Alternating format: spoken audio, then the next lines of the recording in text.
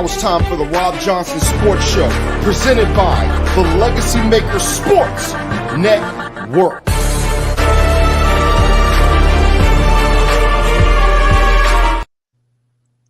Yeah, y'all like that intro. I know y'all like that intro. Again, my name is Rob Johnson. Welcome to my show. Please like, share, and help us grow. Tonight features Mr. Larry Patterson once again from Game Time 365 Sports. How you doing tonight, sir? How are we doing? How are we doing on this Sunday, NCAA Bracket Sunday? What's going on, Rob? How you doing? What's up to everybody out there? What's up to all the sports lovers, haters, addicts, fanatics? We talk some sports tonight, man. Most definitely, and we are going to start with our top five. We're gonna give us your top five. You're gonna expound on what you want to talk about. Give you about 5-6 minutes. Do what you got to do. We got time. Give us your top five NFL, your top five free agency moves so far, and then we're gonna go NCAA tournament. We're not gonna go too deep into the tournament. We'll, just some interesting matchups. We're not going to pick the champions. We're not going to pick the finals for tonight because we still got to do our brackets, some more study, but we'll pick some of the interesting matchups. I just talk about a little bit. And then number three, our last topic, Caleb Williams to the Bears. It's almost a foregone conclusion. Will it be a success or a failure? So we'll go through that. But Mr. Larry Patterson of 365's Game Time, 365 Sports. Sir, go ahead and give everybody your top five free agents, 5 through 1. All right, so number 5, I'm going to go Marquise Brown to the Chiefs. Now, this one right here, to me, it's like the rich get richer. And you already have a Rashee Rice. You still got Travis Kelce. You add Marquise Brown to this situation, man, it's not going to be good for opposing defenses. And I don't, of course, I don't really care for the Chiefs, but I got to respect the moves that they be making. So I really respect this move right here. I think that they're going to do fine. Number 4, the Brian Burns trade to the Giants. Now, they already have some good pass rushers over there with Kayvon Thibodeau, Azeez Ojulari, with Dexter Lawrence in the middle. Now you add Brian Burns to this mix, man, and as well as Bobby Okereke controlling that middle. I think that Giants defense is going to be pretty solid. They got to do what they got to do on the other side of the ball, which we already know that. We already know how that. But that defense, I think that defense is going to be pretty solid. They're going to be making some noise. Danielle Hunter at number 3, Danielle Hunter to the Texans. Danielle Hunter had a career-high 16.5 sacks last year. We already know how he can rush the passer. The Texans have been making solid moves, especially on the defensive side of the ball. DeMeco Ryans is really trying to make a statement over there, trying to get that defense right. They also added Danico Autry and Tim Settle for depth. Then you add Joe Mixon, the bell cow, to pair with Dameon Pierce. Man, I think the Texans are gonna make some noise too. Got to give a shout out to the running backs. Now, remember the running backs last year, they were squatted on, and they weren't getting the deals. This year, the running backs got deals, got big deals. DeAndre Swift got 3 years, $24.5 million to the Bears. Saquon Barkley, 3 years, $37.75 to the Eagles. He's gonna make some noise if everything goes right. If from Jalen Hurts to the offensive line and everything goes right, I think Saquon Barkley can have a very big year. Josh Jacobs got the bag finally, $48 million over 4 years. Tony Pollard, 3 years for 24. To the Titans, the running backs got the bag this year. And my number 1 is Derrick Henry to the Ravens. Who was your number 2, Larry? The running backs were my number 2. My bad. Okay, so yeah, but give us a specific guys. I know it's the running backs. Give us one specific running back out of all those. That if you think like number 2, if you could give us like one specific guy who you think is gonna make that real big difference for his team. I'm gonna say Josh Jacobs. Okay. I'm gonna say Josh Jacobs. I put all of them in there.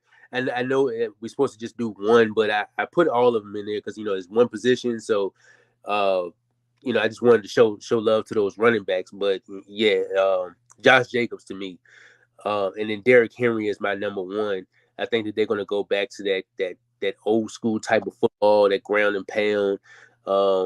The Ravens, it's got to be put on the field first, but on paper right now, the Ravens are looking pretty damn good.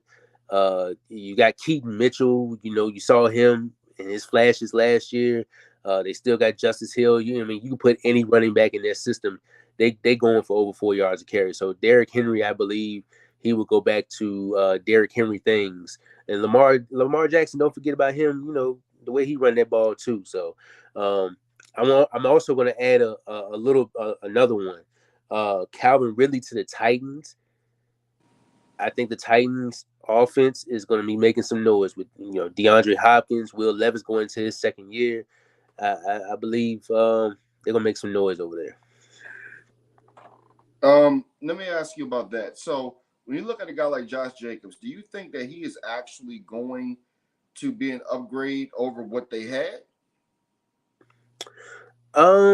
If healthy, remember he kind of struggled last year, so a little remember, bit. But the quarterback situation was kind of bad. You cut out there for a minute. You got me back. You hear me? Yeah, I got you back. Okay. Yeah. I think you froze on me for. Hold on, let me make sure I got you back. Hold on 1 second. Exit solo. All right, we good? Yeah, we good. All right, cool. Because he didn't have good quarterback play last year, so now he has Jordan Love. So with Jordan Love, you think that's going to help him get to where he needs to be? I think it will. I think remember he came off that 1,600 yards the year before last year, and last year he had the down year. It was the Raiders. It was the Raiders, but I think with him going over there, the things that they're building over there in Green Bay, I think that they're gonna pound that ball. You still got AJ Dillon over there too. I think Josh Jacobs is gonna do some real big things over there in Green Bay, man. Okay, and then we look at Danielle Hunter. What do you think he brings to that Texans defense, especially with their head coach and everything he's done on defense in the past? Man, pass rush, super heavy pass rush. Remember, they did draft Will Anderson Jr. What was it, second or third overall last year? Great player. So a lot of people was questioning did the Texans make the right move for sitting here for trading, giving up all those draft picks to trade up to get him, and I think it paid off. He was defensive rookie of the year. You put Danielle Hunter, who's a great pass rusher on the other side. That's one thing that the Texans do need. They needed that pass rush, man, and he brings that heavy pass rush side to it. So I think that he's going to do well over there as well. Brian Burns, you look at his career, 48 career sacks. He's played since 2019. His biggest production was in 2022 when he had 12 and a half sacks. Last year, he had 8 sacks. Again, we go back to 12 and a half in 2022. 21, he had 9 and 20, and 19, he had 7 and a half. Do you think that, like I said, we know it's a good move, but do you think that he'll be able to bring that? Okay, so let me break this down a little more. And I believe, who was it who said it? I think it was Shannon Sharp. I think it was either Shannon Sharp or somebody else. I can't remember who said it. But when the Giants win Super Bowls and they go to Super Bowls, they have strong defensive lines. Going back to when they beat the Broncos, when they beat the Buffalo Bills, and when they beat the Patriots twice. If they hadn't had a strong defensive line, they're not beating the Patriots twice. So, right. even though Daniel Jones looked mediocre, if that defense can get back to what it needs to be, and they can get a guy like Malik Neighbors in the draft, do you think they're on the right path? Because the offensive line hasn't been getting back. Do you think they would be on the right path to getting back to winning NFC East crowns? I do. I feel like they'll be on the right track. The one thing, the one question would be, how would Daniel Jones look in 2024? He didn't look good last year. Of course, he got hurt. and missed a big chunk of the year. So um, Brian Daboll kind of had, you can kind of tell what Brian Daboll was going to do. You seen with the work he did with Josh Allen. You could kind of tell where he was going with Daniel Jones. He's a running quarterback. You know, Mhm. he's got a decent arm, so you can kind of tell where he was going with it. Yeah.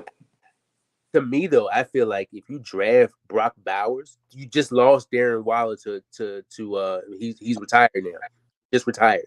So if you draft you a Brock Bowers, I know they're gonna need a quarterback. You can wait on that. But if you draft you a Brock Bowers, I feel like they are, and with their defense, I feel like they on the right track. Yeah. Well, here's the other problem if you're Daniel Jones. I know we're getting a little bit off track here, but all this ties in. If you're Daniel Jones, you got to worry about Tommy DeVito because regardless of what anybody says about the young man, yes, he had his little struggles towards the end of the season. Tyrod came in, had a good end of the game against the Eagles and played well up towards the end of the season. DeVito showed flashes, and DeVito out of Illinois has a lot of athleticism. So if Jones does not show up, man, they're going to yell for him in New Jersey. They're going to yell for him because he has the ability to play good football. And as you say, a guy like Brock Bowers, that safety blanket, and then possibly getting some more players in as well. Now, what if you think that, what do you think of this? They take a quarterback later on in the draft, like we've been talking about, here Well, and there. if you're going to take a quarterback later in the draft, and I'll say this, if Bo Nix is still sitting there at past 25, or if you can at least get if the Giants can get a Bo Nix or a Michael Penix early in the second round or late in the first round, that is a steal all the way. Or let's say they want to draft for need and they need to build their team. Fine. I would love to see a Spencer Rattler in blue. I think Spencer Rattler for the Giants. Spencer Rattler is going to be, and I continue to say this, he's going to be somebody's gem when it comes to this NFL draft. And, I saw a graphic before we got on here. They were talking about the 49ers, how they draft well. It's not through free agency, it's through the draft. And yes, we're talking about free agency. Free agency is important, but it's about plugging in key holes. That's why, like a lot of the huge signings, we're not really a fans of it because we know that we're more worried about like the signings you said. They're big signings, but they're not like gigantic signings. Derrick Henry's 30 now, so it's not like he's 24, 25, but it's a hole that they need because if you look at the AFC Championship game, there is no reason that the Baltimore Ravens should not have ran football more than what they did. The game plan was horrific.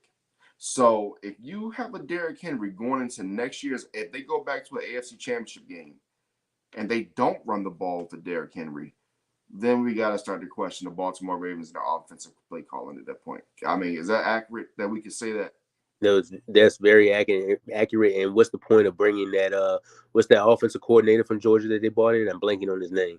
I believe I know it's like Todd Monken. Todd Monken.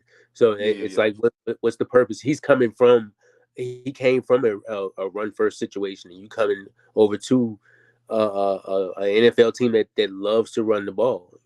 I hated that game plan that they put together against Kansas City because that's what the run game is what got you there. Why not Yeah. continue? So you bringing a guy like him. I know he's 30, but you bringing a guy like him and you put him in that right situation, that run first offense. Hey man, I think it could work. Yeah, I just hope he doesn't get hurt because the Ravens have a history of their running backs getting hurt. Now, here's my turn for me to go, and let me stop. I sound like Skip Bayless.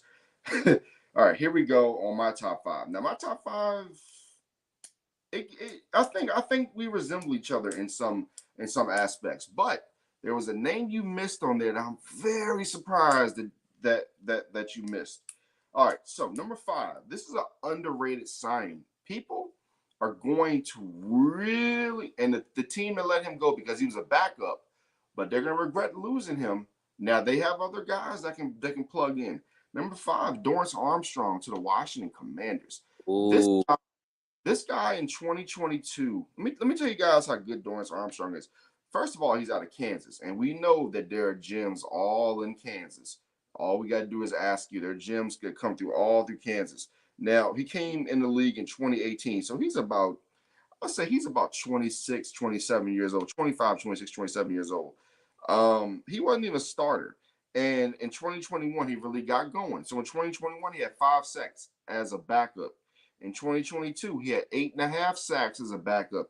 And in 2023, he had 7.5 sacks, 18 tackles, 38 combined with 18 assisted tackles. He is going to be very good in Washington. Now, it's all about how they do things. Dan Quinn is a really good offensive mind. But as we've seen with Dan Quinn, when it gets towards his tenure, he starts to struggle. He struggled in Atlanta. We saw it. He struggled in Seattle towards the end. He struggled in Dallas towards the end. So it's all going to be about the culture. Ken Dorrance Armstrong going to Washington, different culture, different city. Can he be motivated? So I think if he's motivated, that's something that can help the Washington Commanders. Number 4, I got to go ahead. Let me ask a question on that. So by that signing, do you think that one of those tackles are going to be going, preferably the Jonathan Allen? No, because Dorrance Armstrong is more of a defensive. He's a I know defensive. he's an end, Yeah, but he's an end. And honestly, I'm a big Chase Young fan. He's got a little more nastiness than Chase Young right now at their in their careers right now. He's got a little more nastiness. Dorrance Armstrong is a nasty dude. He plays with a big time motor. But again, how is he going to be when he leaves the confines of Dallas, Texas? I mean, he's pretty comfortable. He had a backup role. Now there's going to probably be a little pressure on him. Go in, start for this team, etc. So we'll see how things go. Plus, I know a lot of people don't like to hear this, but I call it, how I have my theories in football? Like I have this theory, that theory. I also have the Tony Pollard theory. And this is what I'm worried about when you're talking about him when he goes to Tennessee. He's not an every down back. He's right. one of the guys you need to be able to spare. So a guy like Dorrance Armstrong, the thing I worry about in a sense is, can he really play every down? Does need to be spared? Because the Washington Commanders made a lot of big signings, even with the linebacker Bobby Wagner. But Wagner's 33, 34. He's not 25 anymore. So, but I think these moves short term would be good, but long term they got to make sure they make the right moves. But I think Dorrance Armstrong to Washington is an underrated move if he can do the same things he did in Dallas plus more. Number 4, I have to be honest. I have to be honest and agree with you. Brian Burns, great pickup for the Giants. He needed a fresh start. He needed to get out of Carolina. Sometimes you get a fresh start. Maybe you can go and do better things. So I agree with you on that. Number 3, I'm surprised you missed this one. Patrick Queen to the Steelers. That is huge. That was the bell cow in Baltimore. He set the tone. He had an attitude. I think that is really going to help the Steelers. This is the best defense that Russell Wilson hint hint has had since his Seattle days. Number 2, very simple for me. Marquise Hollywood Brown out of Oklahoma. He first started with the Ravens. He went to the Cardinals. He played pretty decently with the Cardinals. Last year, he had 51 catches for 574 yards, 4 touchdowns, but he got injured. Now, his biggest season was in 2021. He had 91 catches with Lamar Jackson. 91. His So if only he 1,000-yard season too. Exactly. So that's what I'm saying. This guy has the ability to have a big season. And the thing is, I don't think they're going to completely give up on Kadarius Toney. I don't think they are. I think Kadarius Toney was going through some stuff off the field, etc. Now, I just want you to think about this. Rice, a motivated Tony, okay, where they can get him his head straight, and Marquise Hollywood Brown. And then you still have the ability to draft a receiver. Look, Larry. And this. I know you don't want to hear this, my friend. The draft features guys from the first to the 7th round that can start in this league today. Absolutely. Today. So the Chiefs are going to get that big. They're going to get that big piece regardless. So loving Russell Wilson in Pittsburgh and Fields was a complete surprise. Well, Darrell, you spoiled the surprise, my friend. And before I get to my number 1, let me say it about Justin Fields. It's not a surprise he went to Pittsburgh. You know why? Because Kenny Pickett. One thing I don't like, guys, and I'll say it to you, Larry. Kenny Pickett's got to pass because he cried last year. He cried this year when Russell Wilson came in. He's able to go to Philadelphia, get a fresh start. But no, this quarterback crop last year threw 17 touchdowns between three quarterbacks. Russell Wilson had 26 by himself. So that's why at number one, it's Russell Wilson. And it's very simple. It's not because I think that he can take them to the Super Bowl, which I think he has a possibility, especially with this roster now. Maybe get to a second round, maybe an AFC Championship game, but at most a second round. That's because they're paying him $1.2 million. And the Broncos are footing the rest of the bill. They're paying the rest of that bill almost $30 million. So I give to the Pittsburgh Steelers. You have a professional quarterback. And I don't mean to diss Mason Rudolph. I don't mean to diss Kenny Pickett. They actually have a professional quarterback now who is on his way to 400 passing touchdowns. He's got almost 40,000 yards. He'll be at 40,000 passing yards sooner rather than later. And you have a guy who played, in my opinion, very good last year, but for a head coach who just didn't want him. A head coach in Sean Payton who still has to prove that he's good without Drew Brees. Now, I think the Broncos get back to where they need to get to because they're a great franchise, no doubt about it. One of the great franchises ever in this league. I think with what, they got 3 Super Bowls, correct? 3 or 4 Super Bowls? 3 Super Bowls? Yeah, they should have 7 or 8. But a great franchise. But I think a guy like Russell Wilson is the best free agent pickup because number one, he's cheap. He's a future Hall of Famer, and he's a quarterback. And the Pittsburgh Steelers, with adding Patrick Queen, they're going to add some receivers in the draft. This has become the best defense that Russell Wilson has had since the middle 2010s. And not to mention, Pittsburgh did pick up what they traded Deontay Johnson, Which was a smart move because he was no longer happy.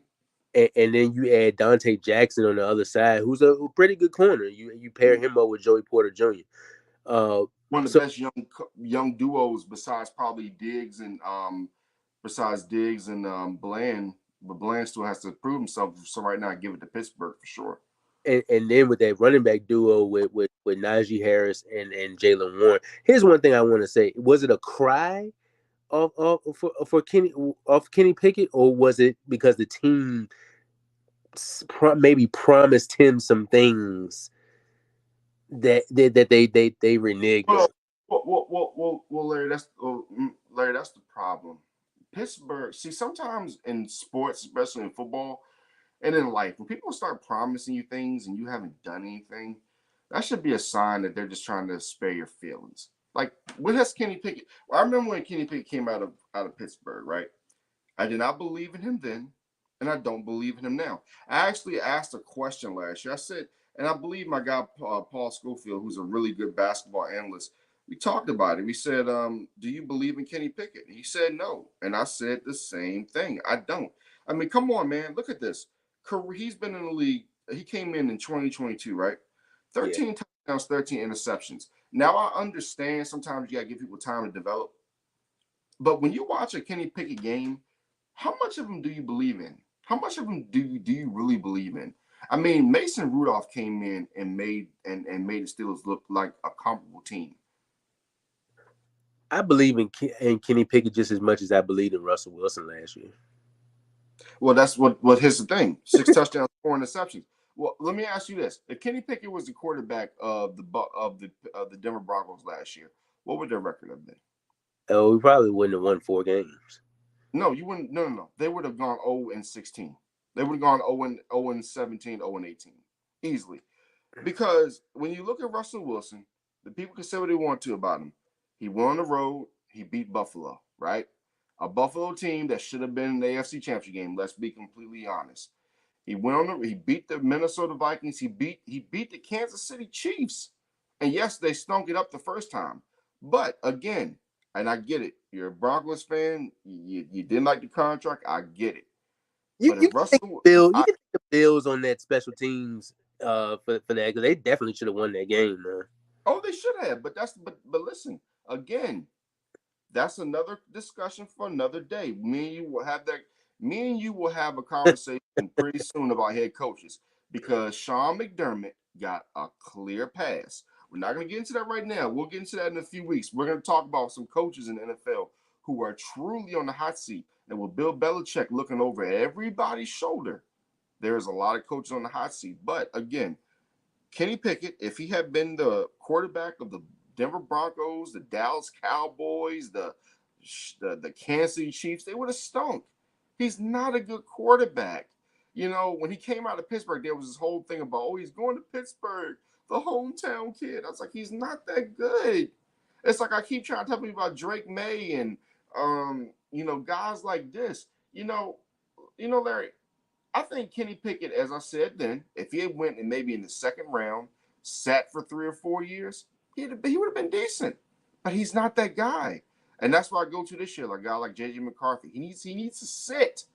You know, the only guys that are really ready, in my opinion, right now, that's a sure thing, is Caleb Williams.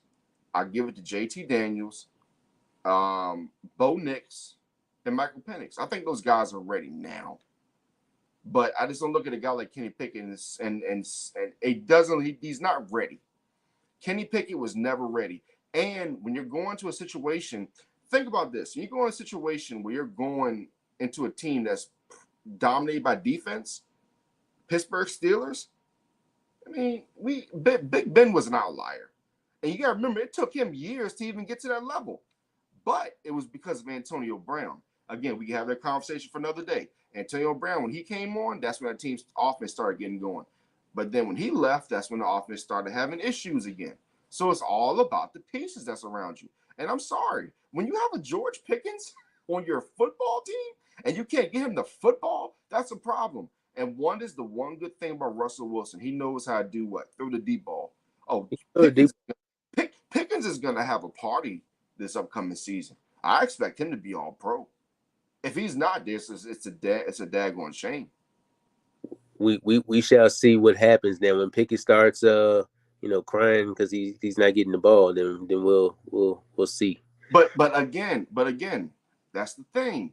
In any job you work or anything you do in life, when you don't work with professionals. Now, you ever been at a job and there's a bunch of young people and it's like, oh my God, they're doing all this craziness and they're doing all this extra stuff that just doesn't mean anything. They're just being dumb. Then you go to a job when you're working with people who are mature, grown adults. Now, if you go there with a bunch of grown adults and they're acting stupid, then they got to look in the mirror for themselves. But when you go to a job and you're working with actual adults, people who handle business, this is what Russell Wilson is going to bring. Think about it. You've been playing with Mason Rudolph and Kenny Pickett. What are they going to tell George Pickens, a stud out of the University of Georgia? I tell you what Russell Wilson can do. Here's a Super Bowl ring. If I was Russell Wilson, I would go and come into the room with him. I sit George Pickens down. I was like, here you go, son. Here's my Super Bowl ring. Here's my Super Bowl ring. Did Kenny Pickett have one of those? Hell, I don't think Kenny Pickett wasn't even close to a championship in college. Mason Rudolph, he played Oklahoma State. What kind of championship was he near? Come on now. Here's my Super Bowl ring. Trust in me. That's why I think this is such an important move, because now a guy like Pickens can actually look at a guy and say, hey, man, this guy has credibility. What credibility did Kenny Pickett have? What kind of credibility? He didn't have any. No. Russell Wilson was a third-round pick who came in and took a dude's job in the preseason. And led this team to the playoffs. One note about one fact about the Pittsburgh quarterbacks combined only threw for like 13 touchdowns. I think it was like 17. No, what was it? No, because I think Mason threw 3. I think Pickett threw 6, and Trubisky threw like 4. Okay. I think it was more than 13, but you can check Pro Football Reference real quick. I think it was 13. They didn't even throw 15 touchdowns like combined. So, I mean, them bringing Russell in, I mean, he comes into a healthier situation. I can see this team going to the playoffs. Well, I mean, think about it. They went to the playoffs last year. They Yeah, went to the playoffs last year, and they pretty much were trash. right. So before we get to the NCAA, what do you think about some of these quarterbacks who keep getting jobs who stink? Or like the Nathan Peter. Well, first of all, how did Jimmy Garoppolo get a job when he had the whole PED scandal? We had the whole PED thing. Oh man, I don't know. He was already suspended 2 years to begin the year. One thing about Jimmy, man, a lot of Well, no, people. I don't think it was 2 years. It was only like maybe for like 3 games or No, something yeah, like. it was 2 games. It was 2 games. Yeah, That's yeah, it. three, two, That's three it. games. Yeah, Oh my bad. 2 games. But one thing about Jimmy though, you're right. You're right. 13, 13. Oh my God, that's horrible. right? Jesus Christ. You know what I was looking at? I was looking at interceptions. That's 13 touch. Oh my God. How do you 13 have touchdowns, 13 and touchdowns between three quarterbacks? you still made the playoffs, and you could have won the game against the Bills. To be honest, like you had a chance. Yeah, but they're missing one. They're missing Watt. Watt Yeah. was hurt for the game. So yeah, but go ahead with your point, man. I apologize, but go ahead with your point. What was I saying?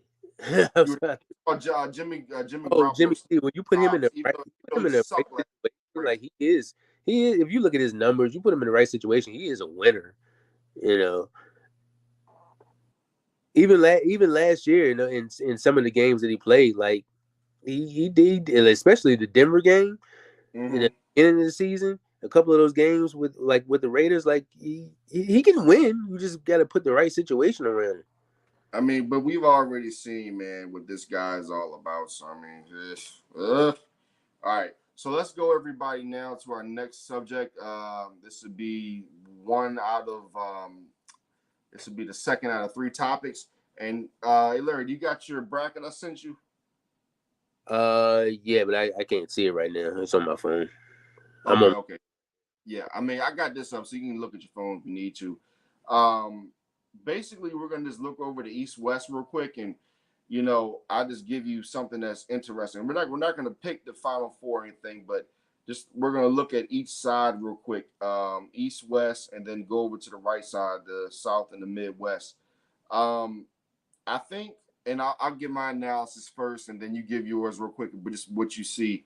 For me, UConn is the best team in the nation. I don't see them losing to any damn body. I mean, I don't care who it is. Auburn is a dangerous team going down this thing. Hey, how in the world did Iowa State not be a 1 seed, man? What is up with that? That's kind of crazy. I mean, they did. Politics, right? It's got to be politics. Yeah, it's got to be. Because Beating. Carolina's a 1 seed, and they got beat by an NC State team who had no business being in the damn tournament. But they won the ACC tournament. But they had, I guess, I don't know. It just, I'm a Carolina fan, but I just don't agree with that. Yeah, and then with Iowa winning the Big 12 tournament, beating the number 1 seed, like Mm-hmm. Yeah. that's crazy. By the way, salute to those Longwood Lancers. They got to play a 16 seed on Friday, playing Houston. Yeah. Yikes.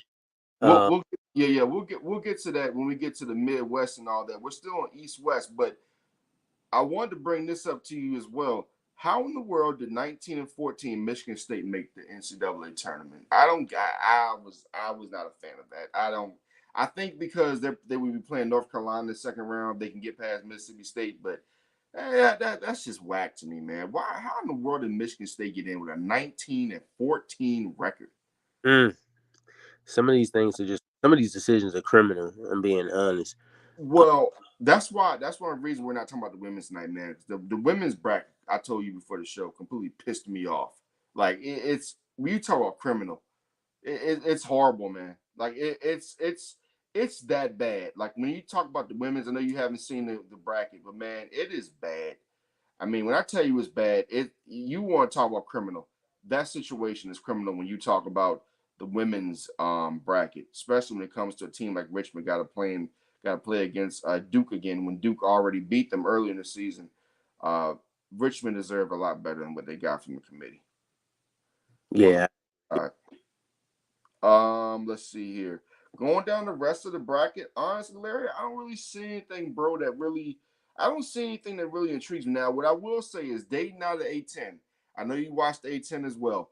Dayton is a dangerous team because DeRon Holmes, their center. Arizona has been very vulnerable lately. Um, Long Beach State, I don't think they have a chance to beat Arizona, but I think that game will be interesting. It's a lot of interesting matchups. Like I'll give you one team, Grand Canyon against St. Mary. Grand Canyon can play. Grand Canyon's 29-4. They can play some basketball. So Absolutely. that's all I really see on that side. Give me your thoughts on the East-West side. Anything that intrigues you? Anything that's like, really, something that you that you see that pops in your mind on the East-West side. What do you think about this Drake matchup? The Drake Washington State matchup. I think Oh, Drake, Drake is dangerous. Drake yeah, is dangerous. They're a team that has they've got guards. They can play. They can play all types. They can play anything on the floor. But their problem is that they got to go against Iowa State in the second round. So Iowa State is really dangerous right now. If this was against anybody else, I'm like, yo, Drake could possibly get to the Sweet 16. But Iowa State is on a mission, man, and how they're a number. I think them being a 2 seed is going to piss them off even more than they're already pissed off, to be honest with you. Because there's no reason in the world Iowa State should be a 2 seed. There's just no reason. No reason. No reason. You cannot change my mind. Not whatsoever. I totally agree, bro. I totally agree with that one. What else do you see in this bracket? This bracket's a little funky because some of the matchups, if you really look at it, it's like, Now I will say that Duquesne team who beat VCU today, they're pretty decent. They're a good team. Their coach, we actually interviewed their coach back in A10 Media Day back in 2017. So he's been there 7 years, DeBolt. So yeah, he's been there. So that team is always going to be prepared to play. So that Duquesne team is pretty good. Do That I was a think? pretty good game today. Hmm? That was a pretty good day, a pretty good game today against Well, VCU. yeah. Well, see, that's the thing. VCU let the game get away from them too early, and then by the time they tried to get back into the game, it was just too much. Let me get his full name. Keith DeBrot. I'm going to make sure I get his name right. Keith DeBrot. He was our interview. He was actually my interview. I have to see if I can pull the interview for you guys and here in tournament time if Duquesne can do anything. I interviewed him during his first stint as Duquesne coach for the Legacy Maker Sports Network back in 2017 in Washington, D.C. That was a huge moment. He's actually done very well through this Duquesne program. Um, Anything else you see in this East-West side that kind of sticks out to you, or is it kind of just like at this point, it looks kind of like it kind of looks chalk in a lot of senses. Yeah. Nothing else here. I believe Grand Canyon got a good chance, like you said earlier. But I'm no, I forgot one thing. Let me point this out. Do not be surprised if Charleston beats Alabama. Charleston out of CAA is a really good basketball team. They know how to shoot the three. They know how to do a lot of good things. They know how to do a lot of things well on the basketball court, and they're well coached. That Charleston team very dangerous, and Alabama's been struggling a little bit. I think they've had some injuries as well. So, um, yeah, I do see some possible upsets here. In the past, I would say South Dakota State had a chance, but as I said, Iowa State's on a mission. That's a good call by you on Drake against Washington State. Yeah, they're dangerous. Let's go to the first four in Howard versus Wagner. Who do you have in that matchup? I want to take Howard. I got Howard as well. Howard is a pretty decent team. I believe that they beat. Did they beat? I think they beat Norfolk State on their road here. Virginia, who? Why the hell is Virginia in the tournament? Like, okay, Virginia versus Colorado State, brother. Who you got? I mean, no offense to Virginia, we covered them, but they didn't deserve to be in this tournament. I'm sorry. I'm going to say this. I think Virginia is going to squeak by in this one, but here's the thing with Virginia, man. Sometimes you got to do something a little different. Every damn year we come in with the deep. Now they play very good defense. Tony But Bennett teams play very good defense, man, but they gotta get their offense going, brother. gotta get the offense right, man. You almost had to hit the sensor on you.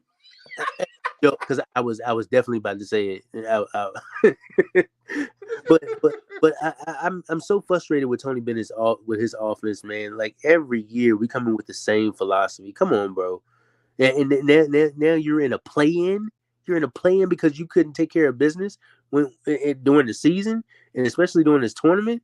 How many years of this we're going to be getting? Exactly. I get really frustrated with Virginia, and I think that sometimes, brother, the problem is that people think that Virginia is going to that Virginia and if but here's the thing though, and we'll get to their bracket in a second. If they win, then they got to play Texas, and quite honestly, man, they can beat Texas. We'll get to the South and Midwest in a second, but they can beat Texas. Montana State and Grambling. I got Grambling in this. I think Grambling is I think they're a decent team. They're not going to win their first round matchup because if they were to win, they would have to. Let me see what they have to play here. If Grambling won, they'd have to play. Who is that? I'm missing. Let's see here. Number one seed. They have to play Purdue, but the way Purdue plays, who knows? the Yeah, way Purdue is, who knows? But yeah, but they're not. Purdue is not losing to Grambling, so I think Grambling over Montana State. You got the same thing. I got Grambling too. Gotcha. Colorado and Boise State. Boise State's a dangerous team, but I'm not gonna say they're dangerous as they can beat as they'll go to the Final Four. But they're just one of those sneaky teams. And they played VCU early in the season, I believe. They're just one of those sneaky teams that you really got to watch. So who do you have in that between Colorado and Boise State? I'm gonna take the Buffs. You gonna take the Buffs? I'm gonna take the Buffs on that one. They were just in the one thing, just in the championship game, or Yeah. Hey, yeah, you know what's crazy? And you know what's crazy? I'm surprised VCU didn't get in because you look at VCU, they lost to. Here's the crazy thing, bro. And this is how close you are. didn't And get this is how in. they didn't get in. And this is how close you are to being in the NCAA tournament. Listen to this. This is crazy. Samford is a really good basketball team. In fact, Samford is 29-5, and we'll get to them in a second. VCU beat them by 10. When you first looked at VCU's non-conference schedule, you're like, oh yeah, whatever, man. They didn't play nobody. They played McNeese State. That's a name that everybody knows, and we're about to get into. They lost to them by 11. They beat Samford by 10. They lost to Iowa State, who should have been a 1 seed. They lost to them 68-64. Mm. They lost to Boise State 65-61.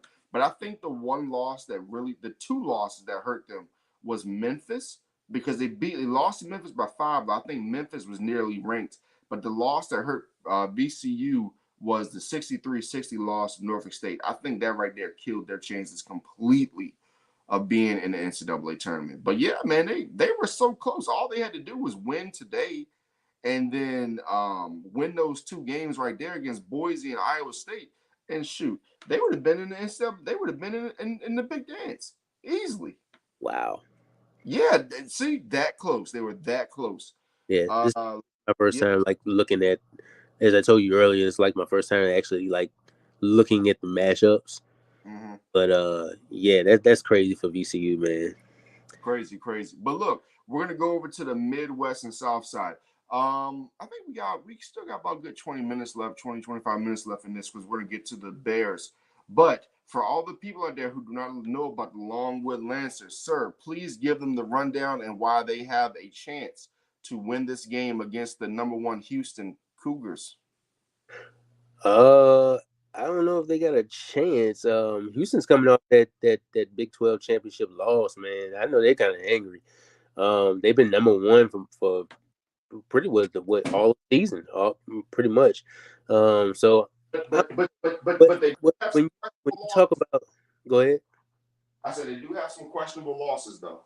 They got some questionable losses. And then one thing about Longwood, the head coach Griff Aldridge. Now, he does have history in this tournament. Remember back in 2017-18 when UMBC was a 16 seed and Virginia was a 1 seed. Well, Griff Aldridge was an assistant coach on that team. So, and ever since he's been over at Longwood, 2 NCAA tournament appearances in 3 years. So, one thing I asked him about that today, they one thing about this tournament, going in this tournament, you don't know what's going to happen. So everybody's got a shot, but we'll see what happens. I'm definitely gonna be rooting for him, but we'll see what If, happens.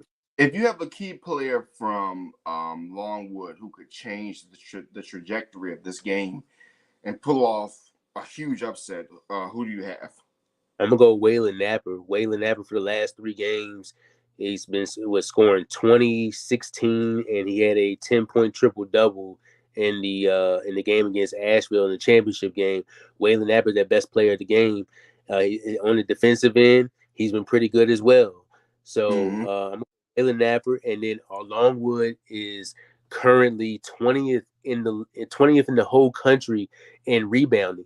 They've been in double digits, ranked in double digits in rebounding the whole season, and they're tied. Get this, they're tied with Houston Mm-hmm. at 7th in the country in offensive rebounds. So That's huge. Sheeman Sapala, the big 7-footer, we'll see what he can bring. He's been scoring 17 points in the last 2 games. Also, Da Houston, he's a dog on defense. We'll see. Michael Christmas has been scoring from 3 efficiently in the past 2 games as well. So it's a big contest, man. I'm definitely ready for it. I really don't think that Houston is the strongest number one. They're a really good number one. They're a great team. Don't get me wrong, but they can get got, right? Like they can get got. Houston, we've entered the era where we have number one seeds. You remember back in the day we had certain number one seeds. They were just so dominant, like you knew they were not going to lose. Now your number one seeds are a little vulnerable. You know, you look at a Purdue, you look at a Houston, even looking at North Carolina. Now you look at UConn. No, UConn is a throwback number one seed where no, they're not getting beat. They're not going to get beat. So that's just the bottom line on that. Looking at this bracket, I give Longwood a chance to stick in this game for a while. Do I think they'll win? No. Do I think they can stick in this thing and make it interesting? Yes, I do. Looking at the rest of this bracket, the things that stick out to me is this. Well, first of all, 31-3 James Madison. They're beating Wisconsin, Hey, and put they're your going to bracket. probably. Can you put your bracket back up? Oh yeah, I got you. Give me 1 second. There we go. There we go. Thanks for that, sir. James Madison, they're gonna beat Wisconsin, okay? And I then feel they're like, gonna go ahead. I feel like that too. I feel like they're Yeah, gonna beat yeah, them. yeah, yeah, yeah, yeah. They're a good team. And then in the second round, they're probably gonna get Duke. It's UConn and 67 other teams that are just there. I agree with you, sir. I agree. I totally agree. Even as a North Carolina fan, it doesn't. I cannot say that North Carolina can beat UConn right now after what I just saw against NC State. But going back again to the bracket, I feel like second round they can beat Duke as well. James Madison is a really good basketball team. Going down the bracket a little more, Texas Tech and NC State will be interesting because I think that NC State is hot right now. They could probably beat a Texas Tech for sure. Um, man, this Kentucky against Oakland game, Kentucky should win that, but Kentucky's been struggling lately, so we'll see how that goes. Marquette, they play against Western Kentucky. Don't sleep on Western Kentucky, but I think that Marquette will win that. Purdue, I think they kind of got to break the first 2 rounds, even though I will say this, though, Larry. In the 8-9 matchup, Utah State and TCU, one of those teams can definitely beat a Purdue.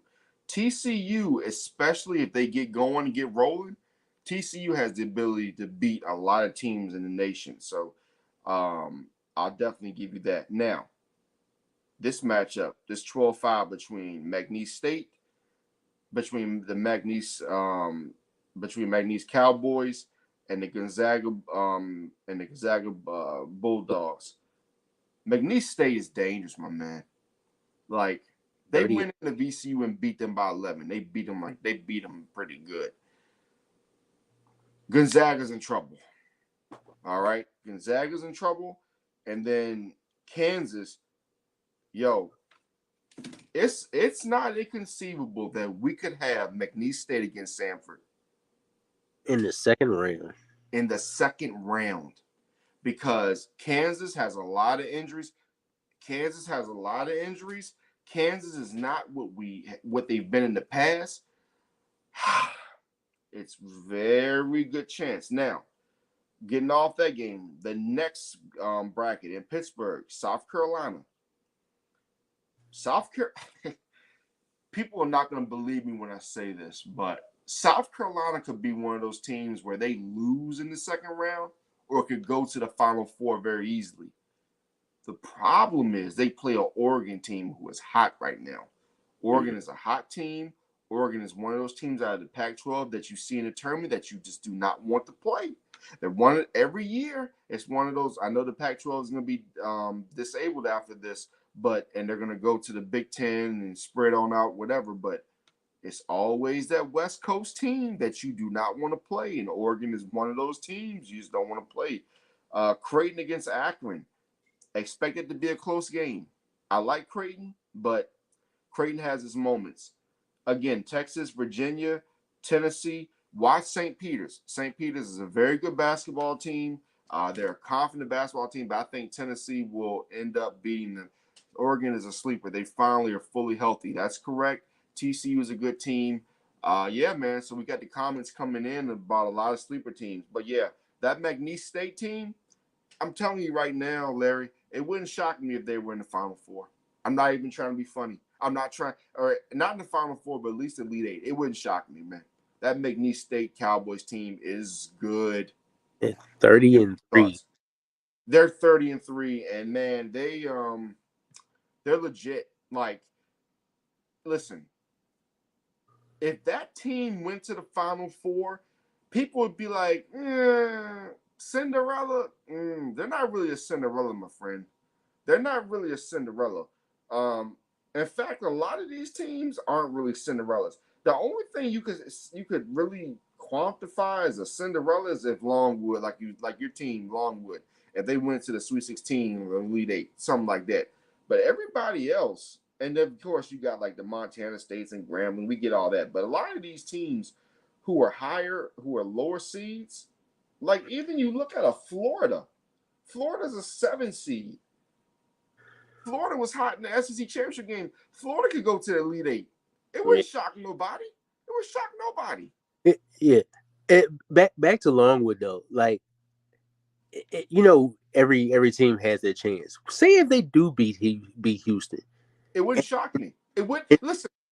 It wouldn't shock me again because Houston is not your traditional number 1 seed. Now, UConn is your throwback. Remember back in the day when you had those number 1 seeds like the Dukes back in the days when those type of number 1 seeds, like it would really be an upset. Yeah. But then you started getting to Virginia, you started getting Houston, certain number 1 seeds. It wouldn't shock me if Longwood won this game. And then the next round, you're looking at either Nebraska or Texas A&M. They could possibly win that one too. Well, listen, here's the problem. If you're Houston. Texas A&M is dangerous. Texas A&M, if they get hot from 3, if they can drive the ball in, they're a very good team. Nebraska has some good wins out of the Big Ten this year. They're another team if they get hot. Honestly, bro, at this point of the season, it is about who can catch fire. If you can catch fire during this time of year, you can get to the Elite Eight, maybe even the Final Four. But again, I'll say this. There is no team in this bracket, in this 68-man bracket, that can touch UConn right now. UConn is legit. They are back to old school UConn basketball, UConn standards. They have a chance to go back to back and win a national championship. North Carolina, I think, got the number 1 seed because of politics. I don't mean to say it like that, but they're North Carolina. Can they be dangerous? Yes, but if they play like they played against NC State the other night, they'll be out quick, Yeah, But get back to the Midwest and South. I think the Midwest and South region is the best region, honestly, when it comes to this entire thing, because the matchups are just so intriguing. What do you come off on that? I agree with you, especially with now. You might look at it differently, but you look at a team like Virginia. Yeah. Now, if they do win that first four matchup, and then against Colorado State, and then they face against Texas, and say if you beat Texas, they already had that experience. Some of those guys might not be a bunch of those guys that's on that team, but Mm-hmm. some of those guys were on that championship team. Plus, with the coaching pedigree of Tony uh Bennett. Tony Bennett, so Yeah. uh, you can't count them out. It's kind of like a wild card team if you really think about it. Uh, Well, I mean, and that's the thing. You look at a team like Virginia. You know, I know I kind of played up. I know I kind of played up St. Peter's, but let's just be honest. It's if Virginia can win the play in and then win their game here, they would play at Tennessee. Um, if you look at Virginia, and that's the thing about Virginia that's frustrating. If you look at Virginia's early schedule, right? They beat Florida. Okay, they lost to Wisconsin by 24 points. They beat West Virginia, who wasn't a very good team. They beat A&M by 12. They beat Memphis by 20. Um, they had some decent wins on their schedule, um, but at the same time, but I think what really hurt Virginia's resume is when they lost to Tech 75-41, and then they oh lost to North Carolina, and then they barely beat Boston College. They lost to Duke 73-48. I mean, their resume just tells you that they don't belong in this spot. But again, defense travels. They have a very good defense. So could they make a little bit of a run? Possibly. Is the ACC a very competitive conference? Still, yes, today, no matter what people want to say about it. yep, But I just think that they could have got somebody else in there, man. Like, I think they could have got a more deserving team in there, in my opinion. yeah. What can I say? So let's go to the next and final subject. This is the one that everybody's been waiting for. There we go, ladies and gentlemen. Caleb Williams to the Bears. Will it be a success or will it be a failure? For all those who do not know, we mentioned it a little bit earlier that the Chicago Bears traded Justin Fields to the Pittsburgh Steelers for a conditional 6th-round pick. I think that's great value.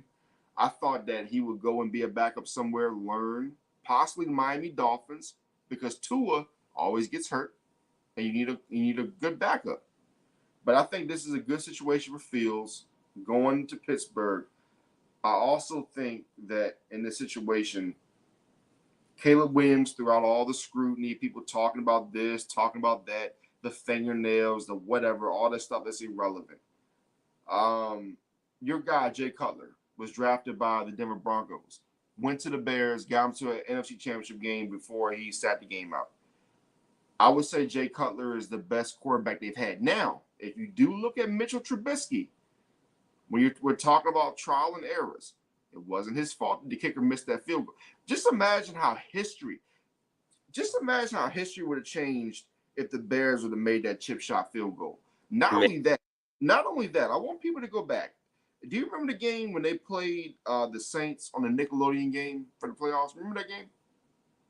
They played the it, Saints, and it's, Mitchell Trubisky took them to the playoffs 2 years in a row. yeah, Mitchell Trubisky wasn't all his fault. Now, is Chicago cursed with quarterbacks? Probably. But I think that this marriage between Caleb Williams and Chicago Bears will be the best so far. I think he's going to be a great quarterback coming into the league. The Bears have added pieces. Keenan Allen, they've added other pieces. They look like they're serious about winning. If they keep at, go ahead. I'm sorry.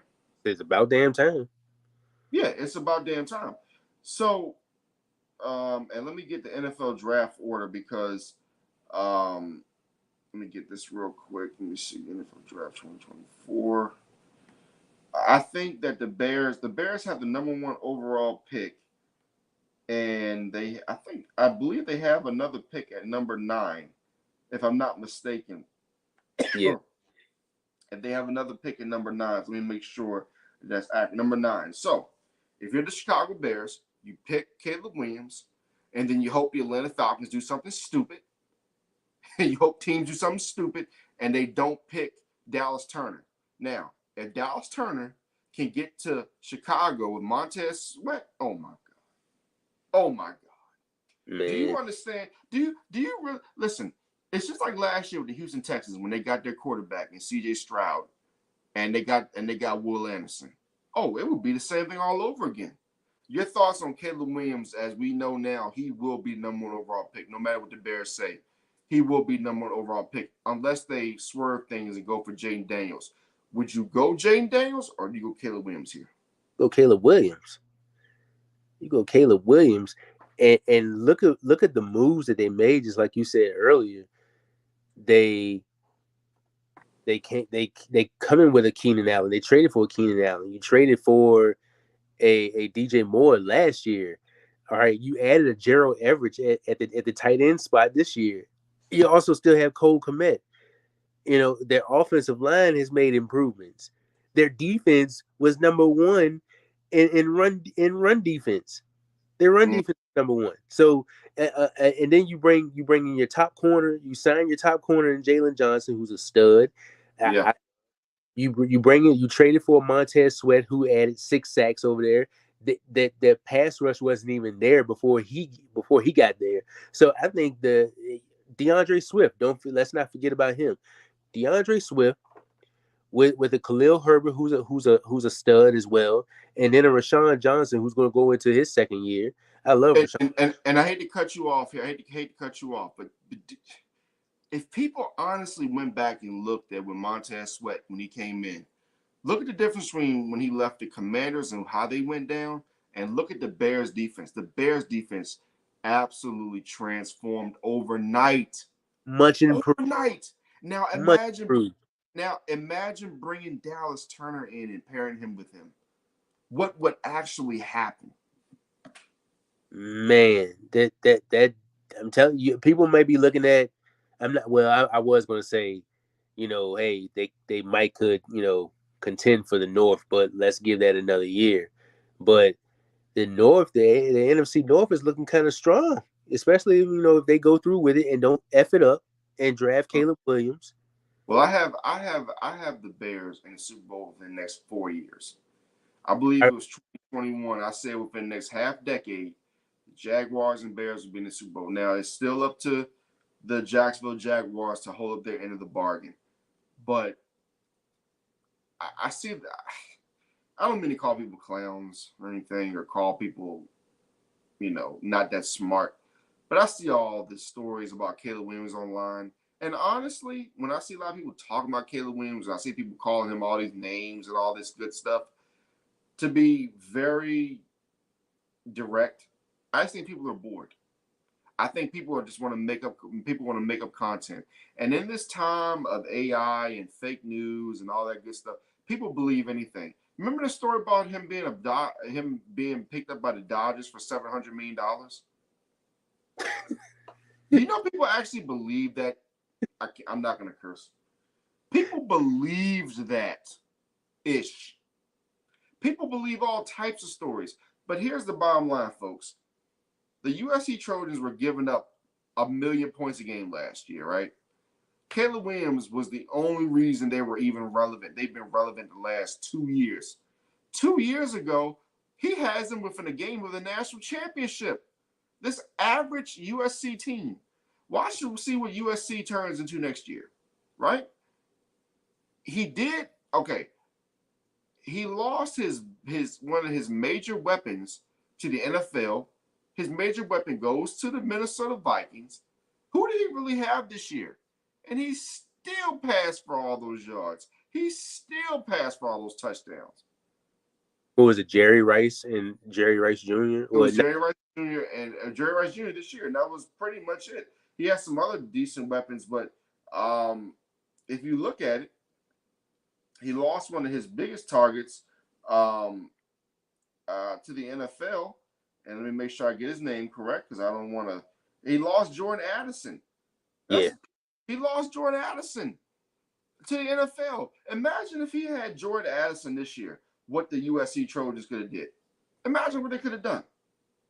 You know what his stats were in 2020. Well, yeah, the year before. Are you talking about Caleb Williams? Caleb Williams, yeah. Okay, let me get those back up for you real quick. So when you look at I believe it was 2022 when he had Jordan Addison. No. First of all, when he was at Oklahoma and he came in for relief for Spencer Rattler, 21-4. When he had Jordan Addison, 42-5. Last year with no Jordan Addison and kind of a average receiving core, 30-5. Yeah. 3,633 yards. But the year before, when he actually had a real receiver, 4,537 yards. Yeah. Right? So, career, 72 touchdowns, 10 interceptions. No, I'm sorry. 93 touchdowns, 14 interceptions. 14 interceptions. And you're talking about an offense where you got to throw the ball. And here's the crazier part. In 2022, when he had Jordan Addison, you know how many pass attempts he had? Just give me a wild guess in the dark. Pass attempts he had? He had in 2022. Oh, man. Give me a wild guess in the dark. It'll blow your mind. Close to 300. Add 200. Whoa. Caleb Williams in 2022 threw the ball 500 times. Wow. Guess how many completions he had? Just guess how many. Just give it a number. Give me a number. Think about throwing a ball 500 times and how hard that is on the arm. Give me a number. Give me like a quick number. Something of the guess that he completed. 3-something. 333. Last year, he threw the ball 388 times. Guess how many completions? 266 with an inconsistent team. Ooh. So, yeah. And how many yards did he have career? And only two, mind you, 2.5 seasons because he didn't play all the games when he came in for Spencer Rattler. 10,082 yards. Wow. And besides Jerry Rice Jr., name his receiver from last year. Name him. And everybody points to the Notre Dame game. Listen, man, you're going to have stinkers sometimes, all right? He was playing Notre Dame at night at Notre Dame. They've been kicking Notre Dame's butt. It happens. It's okay. I promise you. It's okay, ladies and gentlemen. You're not going to win all the games. And one thing I like about him going to the Bears, you get Luke Getsy, you get him out of there, and then you Shane Waldron. When you say Shane Waldron, you're like, who was that?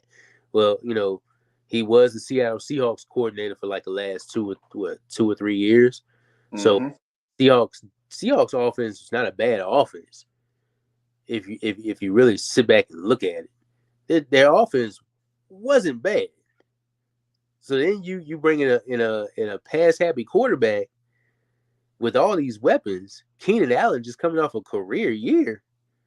You know who his lead receiver was last year? Caleb Williams. Taj Washington. 59 catches for 1,062 yards, 8 touchdowns. Taj Washington. Is he coming in the draft too? He's a senior. Now, let me tell you something. Now, this is unrelated. Let me give you a name. If you watch me and the Sports Judge, we did a show where I did a special about a certain player. Watch this name, bro. Watch this name. You ready for this? Name is Deuce Washington. He used to be a tight end. He's now a receiver. Check out these measurables. Well, first of all, this is freshman year. 16 catches, 351, 2 touchdowns. But he's 6'6", 225. Remember that name, ladies and gentlemen, Deuce Robinson out of Phoenix, Arizona. But yeah, Taj Washington, Rice, Robinson, you had Branch, you had a bunch of I'm not gonna say a bunch of nobodies, not gonna disrespect anybody. But he played with a bunch of dudes, man, who just did not get it done. His lead running back only had 116 carries for 820 yards. Wow. You know, he's going to have a better running game coming into the National Football League. He's going to have a better team around him. And these Bears are actually they're actually providing a winner. They setting him up for success in his first season. If you think about it, you really sit back and look at it. They setting him up for success. Well, let me ask you this: when people say that the Bears failed Justin Fields, did they really fail Justin Fields? Did Justin Fields fail himself? Might be a little bit of both. I think so as well, because I think that last year, because honestly, I think the problem we have in sports a lot of times, there's a thing called accountability, right? What was everybody saying about the Bears going into last year? They're going to do what? They're going to do what? They're going to win the NFC North. They're going to do this and that. If anybody goes back to my Facebook post, what did I say was going to happen to them game one? The Packers were going to smack them. And what did the Packers do? They smacked them. They smacked them all around the field because they knew the Bears weren't ready. The Bears were not ready, man. The Bears weren't ready. Now, if we go back to USC's schedule, right, and you look at the points he gave up, check this out, bro. They gave up 28 points to San Jose State. All right, cool. They gave up 14 to Nevada. Not too bad, but they scored 66. So he scored 56. He scored 66 against Nevada. He scored 56 against Stanford. They only gave up 10. He beat Arizona State at Arizona State 42-28. They beat Colorado 48-41. They beat Arizona 43-41. They're giving up all these points. They lost in the Notre Dame 48-20. They lost to Utah 34-32, which it's Utah. Utah is a good football team. We can't really say much about that. Here's the funny part. They beat Cal 50-49. They gave up 49 points to Cal. Damn. 49 points, bro, to Cal. Defense was booty. Yeah, they played Washington with guess who? Michael Penix Jr., who should have been the Heisman, who was in the national championship game. Caleb scored 42. Yeah. They gave up 52. At Oregon, they lost to a really good Oregon team at Oregon. They lost 36-27. That Oregon team was not giving up a lot of points, my friend. They lost to UCLA 30-20. They kept giving up a lot of points. And then finally, they beat Louisville where Caleb didn't play. So all I'm saying is that this Bears defense is going to be better. You bring in some veterans. Now, you don't draft a Brock Bowers because you have a tight end. But in your opinion, what do you think about the Caleb Williams slander? And when I say slander, I mean, I don't mind people get criticized. But some of the stuff we're seeing on the internet is just, I call it trash. I call it people just trying to be famous and not bringing the real facts. What's your opinion on that? There were some rumors about him wanting to own the stake of the team too. Now, I don't know if that was true or not. Hey, can I say something about that? Yeah. You got baseball players who possibly have stakes in teams. You got hockey players who could possibly ask for a stake in a team. You have this person who could get stake in a team. See, Larry, Right. let me be serious. I've been serious this whole time. I really haven't been doing much playing because usually we play, joke, whatever. But this has been a really serious show because it's just one of those things where it just pisses me off a lot. That shows the mindset of people out there. You go to a job, right? Like let's say you go to a job and you work at a job, and let's say they have stock options. You're like, oh, I don't want to do that because I don't want to seem selfish. You know how stupid you look. Or you know something? And they mentioned this the other day, and it was so funny, right? Do you know the people who bought into Netflix in 2007 that they paid almost a total of $2,000 in Netflix subscriptions up to now? If they would have took that $2,000 and invested it into the Netflix stock, they would have over $311,000 right now. Mm. You know what I'm saying? So my thing is that the people who are getting upset at Caleb Williams, I think they're getting upset because they're like, oh, this brother's woken up and he's not just see the thing about football is it's such a violent sport. One hit and your career is done. Your life could be over with. So why not try to ask? Why not try to inquire? Hey, what would happen if I can get some ownership? What's wrong with asking? And I hear people say he should stay in his lane and he should do this. Why? Because he's asking to get a piece of the pie. I mean, America's been getting pieces of the pie from folks forever. Stealing.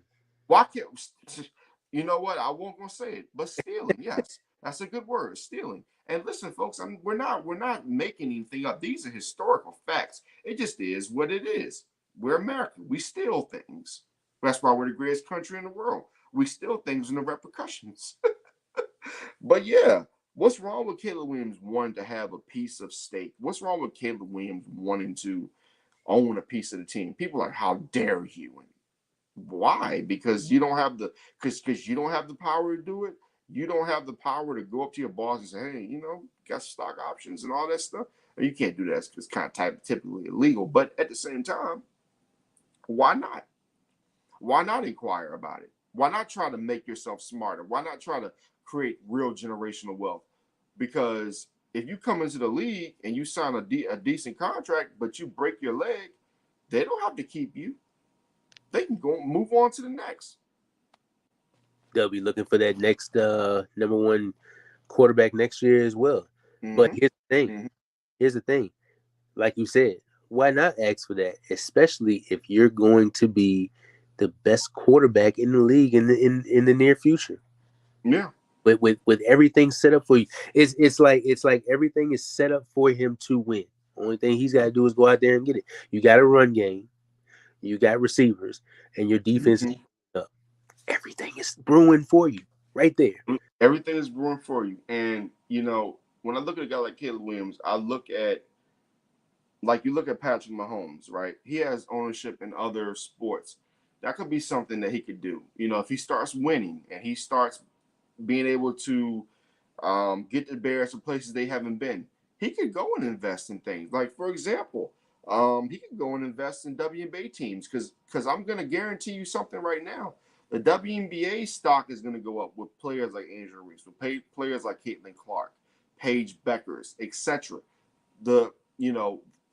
If you are a betting person, you're putting money into actual franchises, definitely look at the WNBA teams. And I think that Caleb Williams being from DC, I think one reason probably going to Washington would have been good was, let's say Angel Reese does get drafted to Washington, or she gets drafted to one of these cities that he would be in. Let's say she got drafted to Chicago. I mean, you got star power. Caleb Williams brings star power. Again, the whole thing about the nails and all that, man, that ain't none of my business. And listen, it ain't none of my business what another grown man does. If that's what you want to do, you know what? That's your business, bro. I ain't got no problem. I ain't got no issue or problem with you do as a grown man, because the only thing I'm worried about is the lady I'm looking at every day. What you do ain't my business.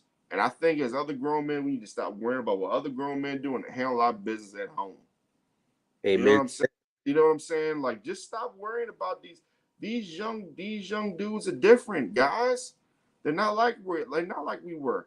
But if you go back to the 80s, dudes was wearing nail polish and tight clothes and all that. I mean, everything comes around. You know what I'm saying? Dennis Robb dressed in a wedding dress. I mean, he had nails and everything too. So listen, here's the thing. I think somebody told me about that. They were like, oh, did he wear a wedding dress? Did Caleb Williams wear a wedding dress or something like that? I'm not sure. I don't know either. But I'm like, they were talking about the nails and all that stuff. I'm like, painting them. I'm like, well, Jeff Hardy painted his nails. Women love Jeff Hardy. Dennis Rodman wore a dress and did all that. I don't, like I said, not condoning it. That's not my business. I wouldn't do it. I did do a prank one time in high school, which I regret to this day. We're not gonna get into that. But anyway, but why the hell did I do that? Anyway, I'm glad we didn't have footage of this shit. Excuse my language. Sorry, I cursed. Sorry. Get the But sense. yeah, I gotta censor myself. I don't have a button tonight, but I'll get it. But you know, Dennis Rodman, yeah, he wore the clothes and he was flamboyant, but he hung out with Hogan. You know, he was on TV. He was out there grabbing, 15 rebounds a game. So if you can play, that's all that counts, man. And I think Caleb Williams can play. And I think that anybody thinks he can't play is just at this point just trying to just find something to talk about. His pro day is this week, right? I think I it's believe so. Yep. Mm-hmm. so. And pro days are as control can be. And people were trying to say, "Oh, he didn't throw at the combine," but he should have to throw at the combine. You know what I'm saying? And this is the problem with today's this is the problem with today's sports, right? Back in the day, people complain about the bowl games and why didn't he play in the bowl game? Well, ladies and gentlemen, this is the reason why. Back in the day when they only had 10 or 11 games, guys were excited to play in the bowl games. But now you got 12, 13 games. You got to play 3 or 4 games just to win a championship. Bro, by the time these dudes get in the league, they'll be retired by the time they're 29. Why do you think everybody's retiring so early? And not to mention, you added more games onto this college football playoff too. That's what I'm saying, exactly. And now they're talking about a 14 team, 16. Bro, before you know it, it'll be 28 teams and the regular season won't even matter. If they do that, there's no need of anybody. There's no need of no combine because that is your combine, pretty much. Exactly. And these players need to put their foot down. Yeah. And I think that's the reason people don't like Caleb Williams because, see, people can talk all they want to about this and that. The NBA's empowerment movement pissed a lot of people off because a lot of people just want people to stay in their place. Let's just keep it real. A lot of people just want players to stay in their place and they want the owners to just be the ultimate rulers. But then they hate the owners because they're rich. People can't make their minds up. Right. Like, which one do you want? Right. You know what I'm saying? So yeah. But anyway, Larry, man, like I said, we're going on 1 hour and 22. We're hitting the 11 o'clock hour. Great show tonight, sir. A lot of great points, a lot of great information. Anything you need to tell the people, give them your socials. So I know you told me before, tell me your social medias and all that stuff again, sir. And man, appreciate you having me on. Great content tonight. Another great show. Yes, sir. On again. WrestleMania coming up soon, Gold Standard. WrestleMania coming up, big WrestleMania, man. And especially with all the matches we got coming and everything like that, oh, it's gonna be beautiful. And what The Rock is doing right now, oh man.